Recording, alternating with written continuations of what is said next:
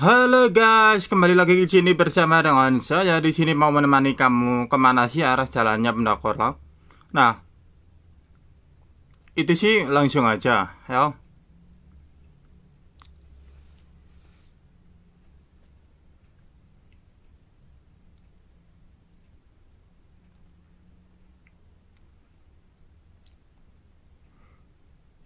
Cobalah mengerti tentang video-video sebelumnya. Bagi yang belum nonton atau sebagai penonton baru mungkin tidak tahu tentang video-video sebelumnya ya, bahwa saya ini sedang berada di mana atau pergi kemana atau ngapain aja gitu ya.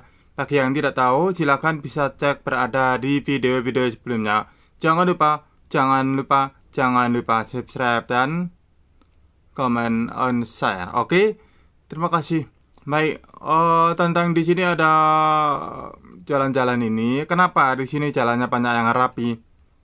Nah, karena semuanya adalah aturannya, ya. Nggak tahu dari mana, karena adanya uang atau tidak adanya uang, nggak tahu, ya. Nah, kenapa di negara kita banyak jalanan-jalanan yang tidak rapi dan banyak jalanan yang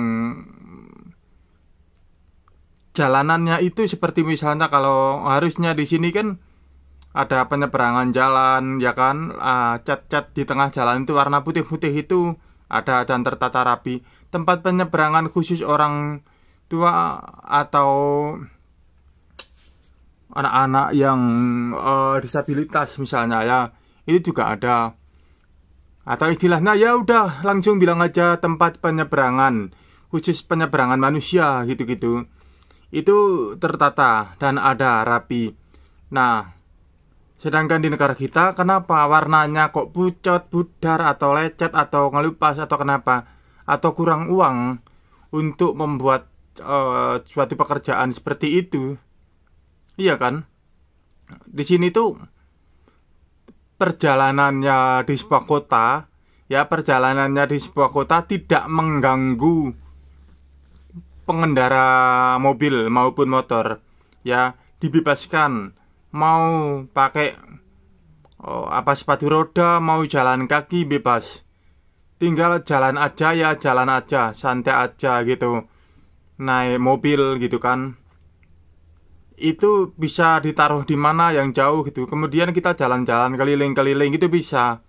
Nah, intinya mau bilang kalau di sini itu ya sebagai pejalan kaki aman dan tidak ada tabrak-tabrak itu misalnya ya.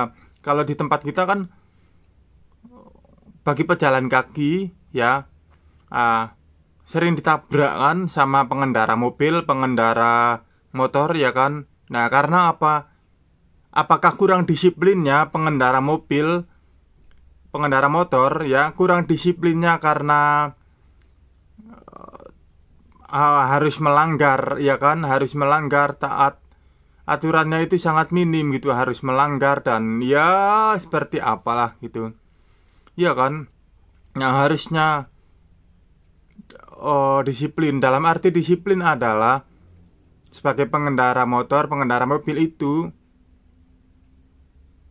memposisikan diri taat pada aturan ya. Nah, aturan itu kalau misalnya jalur kanan, jalur kanan, jalur kiri, jalur kiri, jalur searah, jalur searah. Ya kalau memang tradisinya, adatnya atau apa kebiasaannya semrawut dari dulu bisa diatur kalau ada pengaturan dan peringatan yang tegas. Ya, tapi kalau tidak ya bisa akan semrawut terus-menerus. Gitu. Di sini walaupun bisa nyebrang seenaknya, kadang-kadang bisa gampang ya. Misalnya ya kita kalau mau nyebrang ya nyebrang aja gitu. Nah, santai gitu kan, tidak ada tabrakan.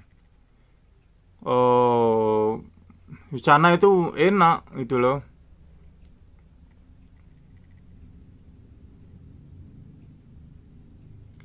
Yang namanya kebut-kebutan itu di daerah kita ya, di negara kita kan masih banyak orang yang suka kebut-kebutan, masih banyak yang suka kebut-kebutan ya. Nah, suka kebut-kebutan itu apakah itu bawaan dari sikap yang dulu menjadi karakter atau yang lain. Nggak ada alasan buru-buru atau ngejar apa, nggak ada alasan. Tapi itu memang kebiasaan. Ya, kebiasaan. Melatih kebiasaan itu sangat gampang-gampang susah atau susah-susah gampang ya. Ada perempuan yang misalnya kebelat pipis gitu kan. Harusnya kan tidak perlu seperti itu. Nih kadang-kadang ya, kalau ada lampunya merah, kita bisa nyebrang, langsung nyebrang aja. Bisa. Bisa, kalau ada mobil yang pelan, kadang-kadang kalau tidak ada ya langsung ke tengah, nanti mobil itu akan jalan sendiri. Nah, di sini perbedaannya, yang melanggar aturan itu terkadang manusianya sebagai pejalan kaki, bukan pengendara motor. Pengendara mobil bukan. Jarang terjadi kecelakaan, mobil nabrak itu jarang. Karena pengendara motor mobil itu sangat hati-hati terhadap lingkungan di sekitarnya. Kenapa? Karena pengendara motor mobil itu kalau mau bikin SIM, surat izin mengemudi, itu sangat mahal. Ya enggak sih? Cobalah kalian teman-teman semuanya komen. Di sini sangat mahal memang. Enggak gampang ya, enggak gampang. Bikin surat izin mengemudi itu enggak gampang. Pajaknya murah, bahkan ada beberapa itu yang pajaknya bebas itu kan. Nah, nggak ada anak kecil anak baru lahir kok dikenain pajak, nggak ada ya. Nah, jadi di sini yang melanggar itu justru pengguna jalan, sebagai pejalan kaki, bukan sebagai pengendara. Kebanyakan ya, kebanyakan ya seperti itu. Tapi sebaiknya sebagai orang yang tahu diri, baik pengendara motor, mobil maupun pejalan kaki itu harusnya tahu diri. Di saat itu ada boleh jalan kaki atau tidaknya, seperti itu ya.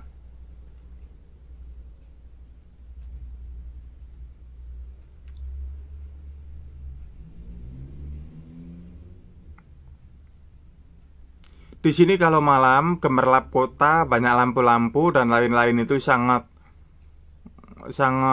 menerangkan ya, menerangkan. Apalagi ingat ya, apalagi yang namanya orang penderita glaukoma di jalanan kayak gini terang ya, ada lampu-lampu, itu dia bisa membantu. Ya, bisa membantu. Makanya orang yang glaukoma itu banyak yang tinggal di kota-kota besar ya, atau di luar negeri. Begini, kalau di Indonesia, ya di Indonesia di kota-kota besar kayak di Jogja, di Jakarta itu karena penerangan lampunya kurang atau sangat minim mungkin ya, tapi saya tidak tahu. Ya. Nah, kalau di sini sangat terang banget, sangat terang. Jadi sangat diperlukan bagi pejalan kaki ya. Hebatnya di sini luar biasanya adalah pejalan kaki baik yang waras maupun yang tunanetra ya, orang buta itu bisa menikmati jalannya tanpa ribet-ribet harus bagaimana gitu ya. Ini terutama di kota besar, karena kalau di desa sepi ya, kadang-kadang ada rewelnya ya, memang ya seperti itu. Kalau di kota seperti ini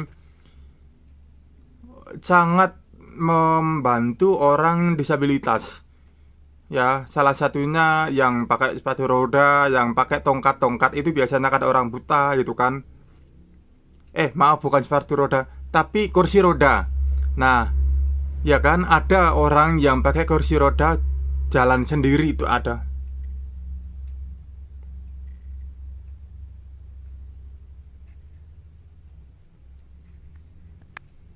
Ada orang yang jalan sendiri itu ada. Nah, seperti itu.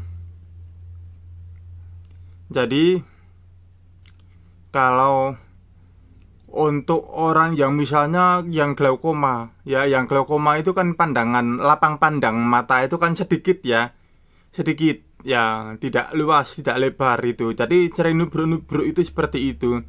Tapi di sini bisa terbantu karena cahayanya besar, luas, lebar gitu, jadi aman. Kalau mau cari jalan yang remang-remang itu jarang ya, jarang. biasanya jalan remang-remang itu di atas pohon-pohon besar gitu-gitu, yang sebelah pinggir-pinggir atau di terowongan gitu. Tapi ada terowongan itu memang ada lampunya. Bukan berarti terowongan yang di jalan raya itu bukan, tapi terowongan pintu masuk ke jalan tembus, misalnya mau ke stasiun kereta atau ke mana gitu kan, ke mall gitu-gitu. Ada. Itu ada lampunya gitu. Nah, seperti ini. Pemandangan ini di sini sangat cocok dan aman. Ya, cocoknya ya untuk para orang-orang yang suka berlibur gitu kan, untuk mengambil gambar-gambar gitu. Dan kemudian bagi orang yang disabilitas juga nyaman, dan orang yang penyandang atau penyandang atau pengidap glaukoma, tekanan bola mata tinggi itu, yang penglihatan matanya itu kurang sempurna atau agak redup atau bahkan ya sedikit, atau misalnya itu di TikTok itu kan ada, di aplikasi sosial media kan ada anak glaukoma, pria glaukoma yang penglihatannya cuma 15%. Itu ada kan? Nah, seandainya kalau dia tinggal di sini bisa. Seandainya kalau dia tinggal di sini bisa terbantu, karena di sini itu bisa diapalkan jalannya, bisa dilihat yang walaupun 15% itu bisa, karena ada cahaya lampunya yang banyak, yang luas gitu. Di sini tuh sangat ya disupport gitu kan, disupport oleh pemerintah, oleh rakyat, oleh masyarakat yang lainnya. Ya, pentingnya seorang manusia atau seorang pemimpin itu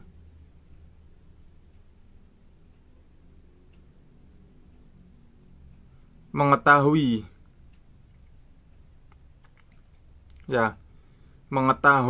tentang apa yang dibutuhkan, apa yang diperlukan gitu-gitu. Jadi ya butuh sesuatu gitu kan, supaya bisa diterima dengan banyak orang gitu-gitu.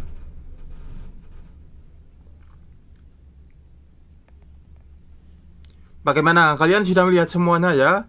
Saya sudah memberikan sesuatu seperti ini dalam bentuk video ini, dan saya menjelaskan tentang kebutuhan-kebutuhan disabilitas biasanya ya terpenuhi.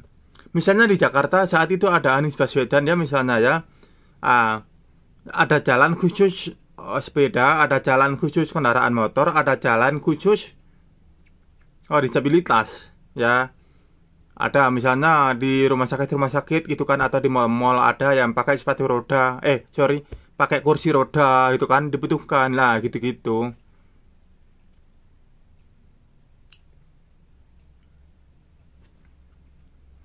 Jadi ini nih ceritanya seperti ini.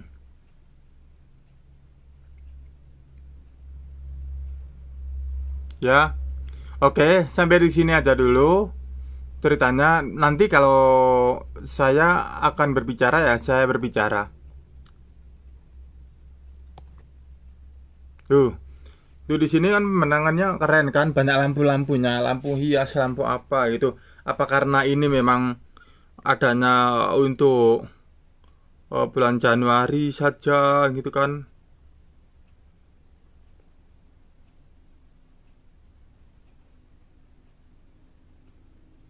Tuh di sana itu lampu-lampu. Jadi bagi kalau pengidap atau penderita glaukoma itu aman di sini, ya. Dan kalau untuk orang tunanetra, ya, untuk orang yang tidak bisa melihat sama sekali atau orang buta, ya, itu aman di sini. Di sini aman. Tidak ada kendaraan yang kebut-kebutan, itu tidak ada. Dan akan selalu aman karena mereka itu menggunakan stick tongkatnya ya, tongkatnya untuk meraba-raba. Nah, di sini bisa diapalkan, bisa dihafalkan atau diapalin gitu loh. Jadi orang itu bisa menghafalkan jalan-jalan di sini. Begitu ya guys ya.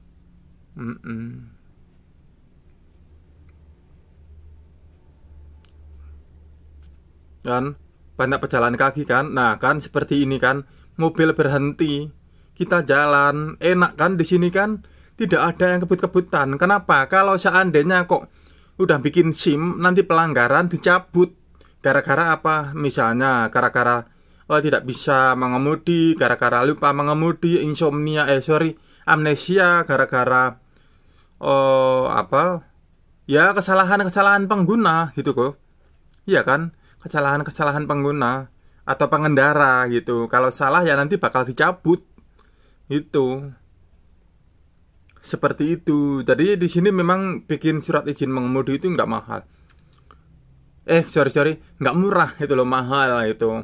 Ya kan? Kalau bayar pajak memang murah. Oke, sampai di sini aja dulu ya. Kayaknya aku kebanyakan ngomong nih. Ya? Oke, teman-teman ya guys ya. Udah dilihat kan? Ini ada lampu-lampunya, ada tuh. Nah, seperti itu. Oke. Sampai di sini aja dulu. Terima kasih udah bergabung, udah menyaksikan bersama dengan saya. Jangan kemana-mana. Nanti kita akan sampai ke tempatnya Benda Korla itu sampai jam berapa ya? Sampai mana ya? Oke, lanjut aja ya. Di video berikutnya. Sampai jumpa.